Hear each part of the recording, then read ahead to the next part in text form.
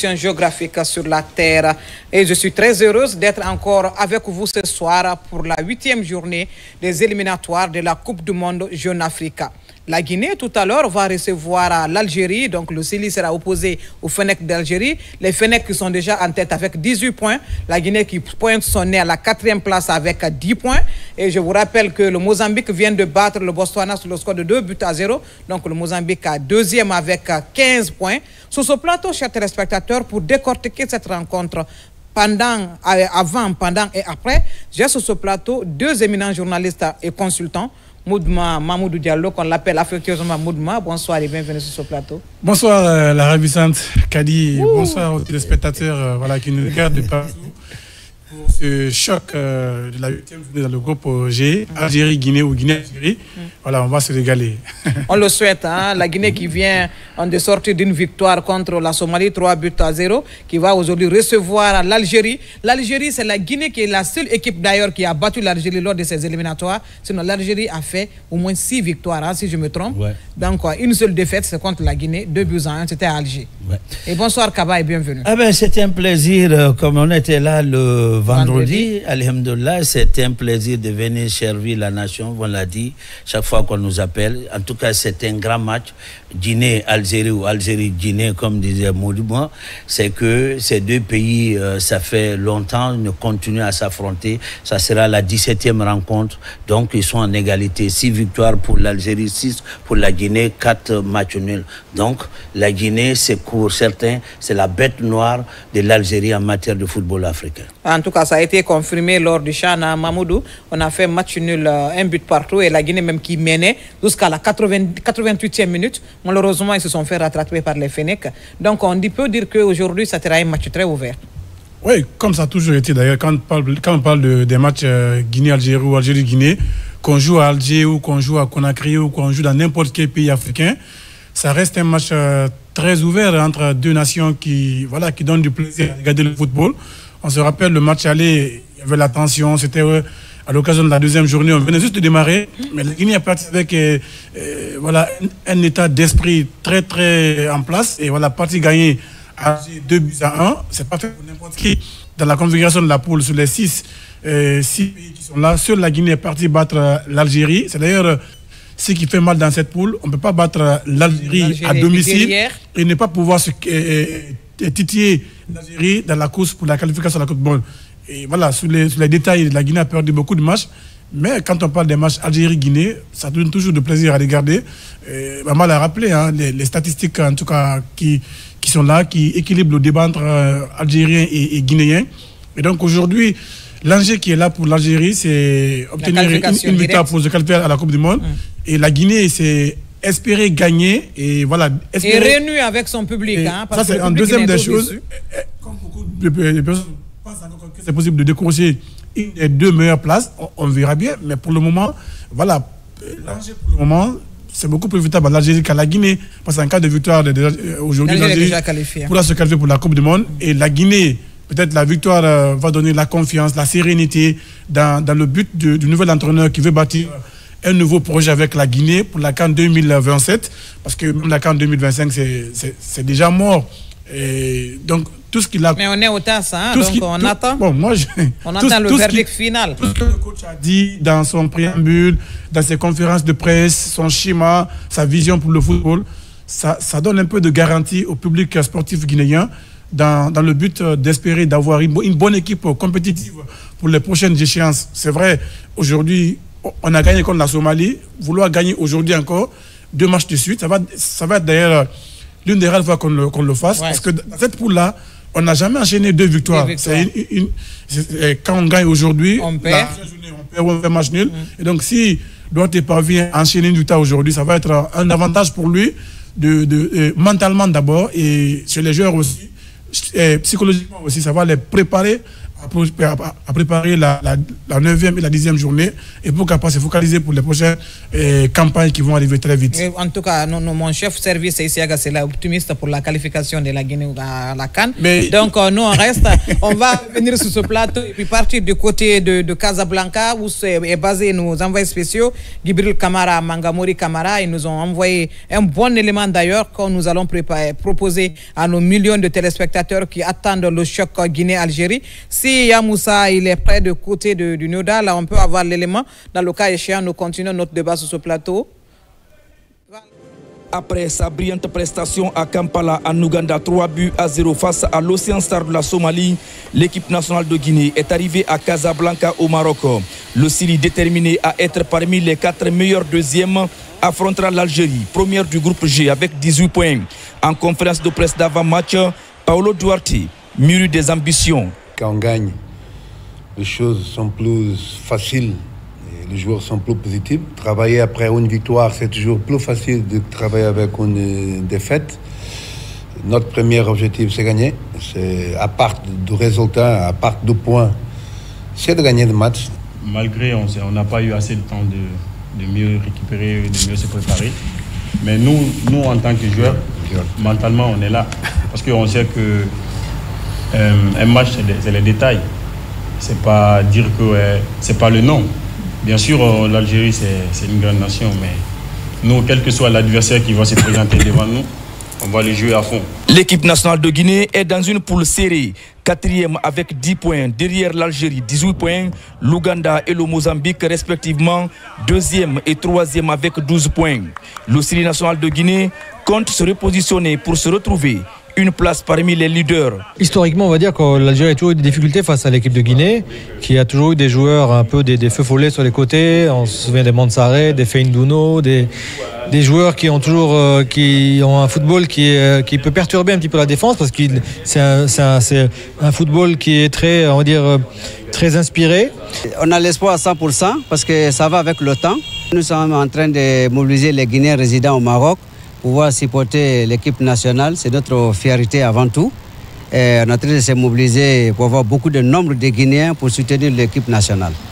Dans ces éliminatoires de la Coupe du Monde, les premiers de 9 groupes seront automatiquement qualifiés pour la phase finale de la Coupe du Monde et les 4 deuxièmes meilleurs disputeront un tournoi de barrage qui sera organisé par la Confédération africaine de football, dont le vainqueur jouera un barrage intercontinental. Donc le meilleur aussi ira pour la phase finale de la Coupe du Monde 2026. Le match tant attendu, c'est tout à l'heure qu'à Traoré, 17h heure locale, 16h temps universel, ici au complexe sportif Mohamed V de Casablanca. L'équipe guinéenne en tout cas est déterminée parce que l'équipe est venue d'abord à bord d'un vol spécial affrété par le gouvernement guinéen à travers le ministère des Sports. Aussitôt arrivé samedi matin, l'équipe a fait une séance de décrachage et le lendemain, c'est-à-dire hier dimanche, l'équipe a fait une petite séance d'entraînement mais aussi la reconnaissance du complexe sportif Mohamed V de Casablanca. Et l'équipe d'en face qui est l'Algérie d'ailleurs qui occupe la première place avec 18 points est arrivée hier à partir de 12h ici à Casablanca. Ce qui veut dire que l'équipe certes n'a pas peut-être beaucoup de choses à perdre dans ce match parce que l'équipe a 18 points et les deux autres qui suivent, à savoir l'Ouganda mais aussi le Mozambique, donc pour le moment 12 points. En cas de victoire cet après-midi pour l'équipe de Guinée, le Syrie national bien évidemment aura les 13 points et occupera automatiquement la deuxième place de ce groupe G. Nous attendons et nous espérons qu'avec la détermination mais aussi le schéma et la motivation, surtout la politique sportive mise en place par l'entraîneur Paulo Duarte, l'équipe pourra au moins remporter cette autre rencontre devant l'Algérie. De retour sur ce plateau, Gibril Kamara qui a le vent en poupe, il donne déjà la Guinée 12 points, alors qu'on est à 10 points. Merci beaucoup Gibril Kamara et Mangamori Kamara, ce sont nos envoyés spéciaux du côté de Casablanca. Ils ont fourni beaucoup d'efforts depuis Kampala jusqu'à maintenant. C'est ça aussi le reporter, Mamoudou Diallo. Et Bamba, vous avez écouté notre reporter, notre envoyé spécial, Gibril Kamara, qui est cadré par Mangamori Kamara, 2 Kamara. Donc ils sont à Casablanca et ils sont à fond dans le match. Oui, c'est ça, il y a le patriotisme. Quand un journaliste se déplace, je pense que c'est un combattant sur le terrain. Je m'excuse que son âme repose en paix. Le Boeing Gassim Silla nous disait, chaque fois quand tu sors, tu représentes le pays. Et ici, le jeune Djibril est vraiment dans la dynamique. C'est tout à fait normal. Ce match est très important pour la Guinée, je l'ai dit. Gagner contre la Somalie a été une victoire fondatrice. Et cet après-midi, si on gagne contre l'Algérie, qui fait partie des grandes nations du football africain, on l'a dit, quand on dit des soccer powerhouse en Afrique, l'Algérie fait partie, ce qu'on appelle les centrales thermiques du football africain. Donc quand on arrive à battre l'Algérie, ça va aussi requinquer, réessuder ou bien réconcilier le public avec son équipe. Il y a, comme on le sait aujourd'hui, il y a le doute dans la tête de beaucoup de jeunes Guinéens. L'amour pour la Guinée, on l'a dit, le Sili, c'est le facteur unificateur de la nation. Donc gagner contre l'Algérie, comme on l'a fait au stade de Mandela l'autre jour, 2-1, on peut le faire contre l'Algérie. Donc c'est un match très important. C'est pour la Coupe du Monde, oui, il y a long way, comme le dit, long chemin, mais pour la continuité, ce qu'on a vu contre la Somalie, un milieu du terrain qui on retrouve à 4, l'entraîneur même a expliqué. Vous avez Aboulaye qui pourrait beaucoup sur le terrain, l'entraîneur l'a recadré. Isiaga qui monte, il y a Mori Kondé qui vient, la couverture. Donc déjà, il y a l'esprit qui est là, qu'il faut respecter le schéma tactique. Il faut être vraiment motivé, la bonne combinaison. Je pense que Kadi, si cette équipe joue le football guinéen, nous avons le même système, comme l'Algérie. C'est le football chatoyant, le football flamboyant, le football qui cherche la verticalité, basé sur la technique. Je pense que les Guinéens auront la chance de gagner cette rencontre et ça va galvaniser et puis motiver le public guinéen de continuer à supporter le Sili de Guinée. Voilà, de toutes les façons, en attendant, on a les compositions, pratiquement c'est la même compo côté guinéen, Mamoudou Diallo, que contre la Somalie. Ouais, c'est comme on le dit en football, on ne change pas une équipe qui gagne. C'est vrai, la Somalie n'était pas cet adversaire redoutable, voilà, mais la Guinée a gagné 3-0. Le coach Duarte, qui est à sa deuxième avec le Sili, a reconduit le même 11 de départ, c'est-à-dire Moussa Kamara Pempen dans les buts. Dans l'axe central, il y a Mokhtar Diarabi et puis Antoine Conté. De gauche à droite, le capitaine Isiaga, je rappelle, qui va jouer aujourd'hui son 90e match avec le Sili, du coup qui devient le joueur le plus capé de l'histoire du football guinéen, côté guinéen, voilà, qui dépasse Pascal Veneux qui est à 85. Alors côté droit, vous avez le jeune Dembo Silla, les milieux de terrain Mori Konaté et puis Ablaye Touré, Seydouba et puis Morla et devant. Vous avez Girassi et puis Baldé. Qui est percutant. Morla qui va jouer un peu ce rôle, qui va un peu aider le milieu de terrain comme la Somalie, parce que le coach m'a expliqué, Doyen Bamba le rappelait, Ablaye Touré, ce rôle de sentinelle qu'on l'a confié des fois, il a tendance à confondre voilà, des fois beaucoup plus offensif que défensif. C'est pourquoi d'ailleurs dans ce 11 mois, de mon côté, c'est un peu le point noir un peu, associé Mori Konaté et Ablaye Touré dans l'entrejeu guinéen, deux joueurs qui ont à peu près le même profil, et Ablaye Touré qui joue la sentinelle et puis Mori Konaté aussi la même chose, parce qu'en Guinée on a beaucoup de joueurs qui ont ce même rôle-là. Quand vous prenez le jeune Mori qui n'est pas là aujourd'hui, vous prenez Madi, vous prenez Ablaye Touré, vous prenez aussi Mori Konaté, tous ces joueurs-là ont le même profil dans le style de jeu. Donc c'est au coach maintenant de savoir replacer les joueurs voilà, selon leur capacité d'apporter plus à cette équipe. Donc cette équipe-là, à mon avis, contre l'Éthiopie, c'est vrai, on ne peut pas connaître le niveau de notre équipe en jouant contre l'Éthiopie, mais à mon avis, la Somalie, pardon, mais le coach a intérêt, comme il l'a fait aujourd'hui, à reconduire le même 11 départ pour qu'on puisse voir réellement quelle va être la capacité technique ou l'impact physique que l'équipe va apporter dans le jeu. Donc, à mon humble avis, le coach a bien raison de reconduire le même 11 de départ qui a joué contre la Somalie. Et bien, dans la façon de faire, on verra, même si en deuxième période, il a aussi osé, il a imposé son caractère dans ce classement. Déjà, moi, j'ai aimé son discours parce qu'il a été clair. Il dit que dans l'équipe de Guinée, il n'y a plus de star. La seule star, c'est le joueur qui vient jouer pour sa patrie, le joueur qui vient mouiller le maillot pour la Guinée. Donc, s'il y a cette mentalité-là au niveau de tous les Guinéens, je pense que ça peut aller, ça peut créer une sorte d'émulation au niveau des joueurs. Chacun peut, en tout cas, imposer sa compétence pour pouvoir gagner sa place dans l'équipe de Guinée. Vous avez vu, c'est vrai, on me dirait qu'on menait 3-0, mais sortir Guirassy pour faire entrer 2-0, faire entrer un joueur local, c'est quand même osé de la part de Duarte et Guirassy, qui est un grand joueur qui est pétri de fair play. Il est sorti, on a vu de quoi le jeune Bachir Bangoura était capable là, sur le 3e but avec une action individuelle presque, et ça donnait en tout cas le but à la Guinée. Donc cette compo-là, je pense, parmi les jeux on ne peut pas voir mieux que ça.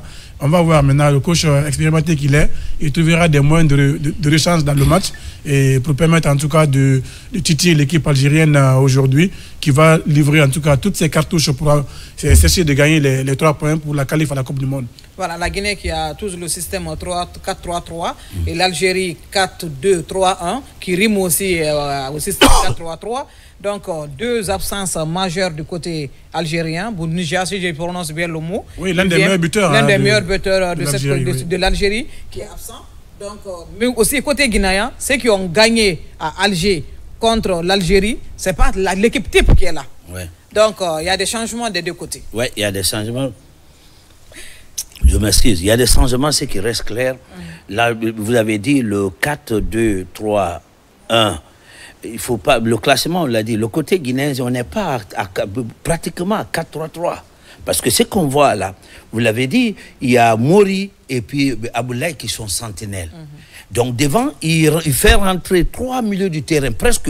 Badra, il revient. Morlaï est revenu. Au milieu de cette, au milieu là, vous avez Seydouba. Donc c'est un 4-2-3-1. De la même chose, en offensive, on va en 4-3-3. C'est-à-dire que les deux, Badra et puis Morlaï, vont essayer d'étirer la défense adverse pour laisser l'espace. Donc, l'absence algérienne, vous parlez des anciens, mais Riyad Mahrez est là. Il ne faut pas oublier.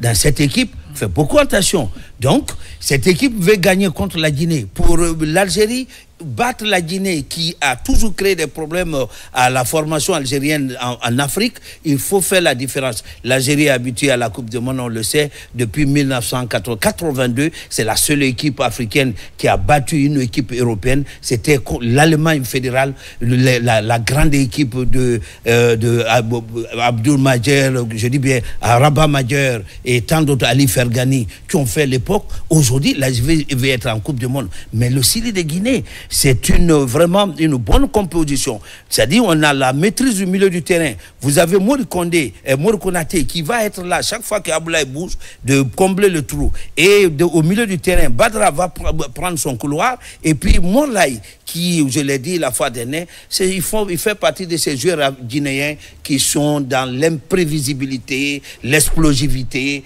À tout moment, ils peuvent créer la situation. Il fait partie, le jeune Bachir fait partie de cette catégorie de joueurs guinéens qu'on a envie de voir sur le terrain. Donc, Morlaï et puis Seydouba vont créer un peu de la dynamique au milieu du terrain pour libérer Serhou Guirassy. Donc, en offensive, on va aller en 4-3-3. Pour replier en défensive, on va revenir, les deux sentinelles seront devant cette défense qui va montrer la solidité. Nous l'avons dit en football, Kadi. Le football, comme disent les Anglais, repose sur l'organisation et la défense. Une équipe qui n'a pas une bonne défense ne peut pas gagner un match. Les Anglais ont clair. Une attaque peut te faire gagner un championnat ou une rencontre, mais c'est une défense qui te fait gagner une compétition. Without a good defense, you cannot win. Donc, la Guinée s'est bien positionnée, il a bien dit, on ne change pas une équipe. En tout cas, l'automatisme commence à prendre. On a vu la joie de jouer ensemble et l'arrivée de Bachir et le jeune Ousmane surtout, qui m'a impressionné, qui a marqué le 3e but. Et puis ces gabarits de déménageurs. Vraiment. Et j'ai compris qu'on avait laissé un élément clé quelque part qui a été détecté et qui peut apporter dans le futur au Syrie de Guinée. Voilà, Mamoudou, tout à l'heure au match aller, c'est Agibou et Morlaï qui ont marqué. Et les gens se sont concentrés sur Guirassy, ils ont oublié les deux jeunes. Et aujourd'hui, il n'est pas là, Agibou il n'est pas là, Morlaï il est là, et Guirassy est là. Sur quoi ça va se jouer cette rencontre? Parce que ce sera déterminant. Non, c'est sur les détails. C'est sur les détails. Un match comme ça, un match de haut niveau comme ça, va se jouer sur les détails. Il faut surtout éviter de faire la moindre erreur qui risque de coûter très cher, parce que C'est une équipe algérienne quand même qui est très expérimentée, même s'il y a des absents, mais quand vous avez Riyad Mahrez qui est là, et ça veut dire que l'équipe est au grand complet. Et puis c'est une équipe qui marque beaucoup dans les éliminatoires. Sur les 7 matchs joués, c'est 19 buts marqués, et pour 7 buts encaissés. Voilà, ça veut dire que c'est une machine à marquer. Et quand vous prenez l'équipe de la Guinée, par exemple, sur les 7 matchs joués, c'est seulement 5 petits buts marqués. Et ça aussi, 2 encaissés et 5 buts marqués. Donc le ratio est très très faible côté guinéen et une équipe algérienne qui va très vite, surtout en contre-attaque. Vous savez, les équipes maghrébines sont très fortes en contre-attaque. Donc la moindre erreur risque de coûter très cher. Pour répondre à votre question, c'est un match qui va se jouer sur les détails. Évitez surtout les erreurs au niveau de la défense. Parce que je l'ai dit, l'équipe qu'on a vue contre la Somalie... On va être bref, parce que bientôt la sortie des équipes. À mon avis, on ne peut pas oser le véritable niveau de notre équipe contre des équipes comme la Somalie. Aujourd'hui, il va falloir faire beaucoup attention, surtout défensivement, parce que l'Algérie, la moindre erreur, ça risque de être très cash. Voilà, bientôt on va se séparer pour laisser la place aux 22 protagonistes sur le stade Mohamed V de Casablanca. Votre mot avant la mi-temps? Bon, là, il a eu toujours la chance au stade Mohamed V de Casablanca. Le match cet après-midi, il faut que les Guinéens marquent en première position. Nous sommes en face d'une équipe maghrébine. Dès qu'elle marque, elle va casser le rythme. Donc, il faut gagner la première mi-temps. Marquer ses premiers buts ne laisse pas les Algériens marquer en première position. Voilà, on est suivi du côté de Dabora Karfala Fofana et puis Mori Kourouma, le douanier. Merci à vous de préférer la RTG. On se retrouve tout à l'heure pour ne pas rater les hymnes nationaux des 2 équipes. Nos envoyés spéciaux ou bien nos commentateurs Omar Ndiaye et Abdoulaye Diallo sont sur place déjà pour vous permettre de commenter cette rencontre. Nous, on revient à la mi-temps pour analyser les premières 45 minutes. À tout de suite. In the playoff by Cameroon. Don't mention the name of Karl Turki Ekambi if ever you're on holiday in Algeria. He was the assassin who put a knife through the hopes of Algeria's World Cup. But Algeria have qualified for the World Cup. Of course they have. 4 occasions. The first way back in 1982. They beat